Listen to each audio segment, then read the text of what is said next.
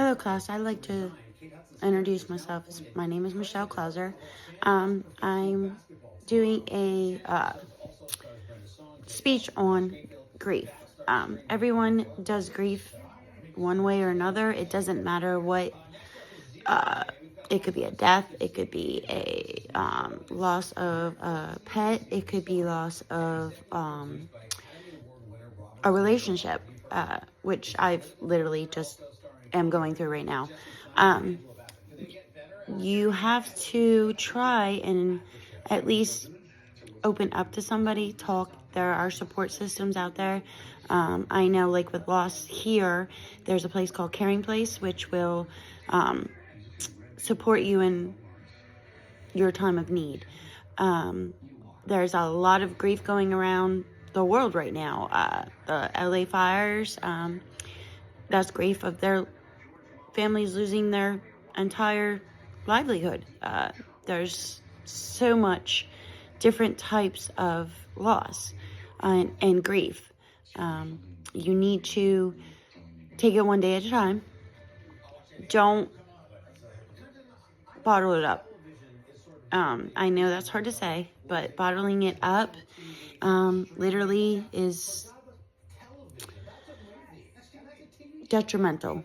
It can cause so many different aspects, depression, anxiety. Even if you have to write it down on a piece of paper.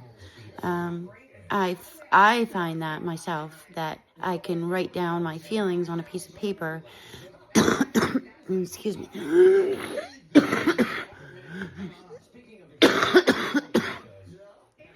Excuse me, I've been very sick. I just had neck fusion almost 3 weeks ago, and it's not going well. And going through a divorce at the same time is not the best scenario that I'd really like. Anyway, for those out there not understanding that there are people out there that generally care, they will help you, be there, lend a hand. It could just be an ear to listen. That's the biggest thing we need, is people to listen. Some people say, oh, well, you shouldn't be grieving for this long, or that isn't grief. Don't listen to them. Only you yourself know what you're going through. All situations are different.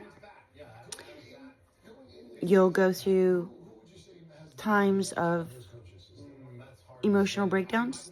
You're crying. You have a memory. For example, my mother passed February 9th of 23, I'm sorry. This will be two years coming this February without her. She never got to meet my first granddaughter, which was actually born January 7th of 2023. Luckily, one of my children had actually FaceTimed her while she was in the hospital.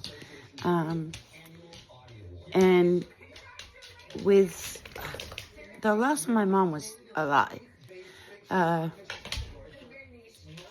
We had no inclination. We knew she was sick. We knew she was getting better. And then she ended up having a massive heart attack. A stroke. But we move on. There are memories. Every day, I see things, or I hear things. There's a lot of things that remind me of her. Right now, I'm going through a divorce because my husband cheated on me. That's part of grief too. I was blindsided. And it all started almost a year ago in March. I had a back fusion. A major surgery.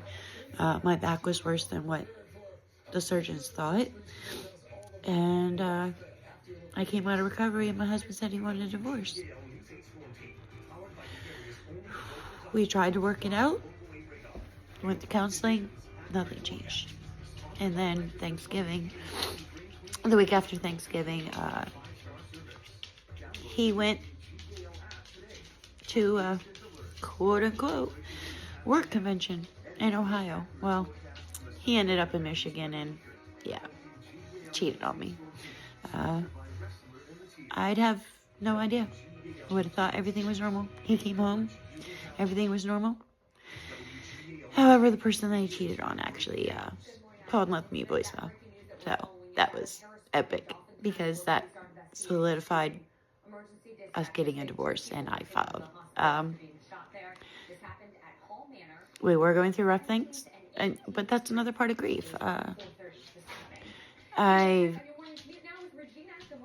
think why was it not good enough? This is my second marriage. At the beginning, I went through crying, but you really have to open up your emotions. Don't lock them inside because it can erupt really, really bad. Like I said, there are so many different support systems. Look on resources online, and there's different forms of grief, whether it be a death, a loss of a friend, and not as far as the loss of a friend, of a death of a friend, just a loss of friendship. That could really, really be detrimental too. Find new avenues on how to work through your grief. You can do it.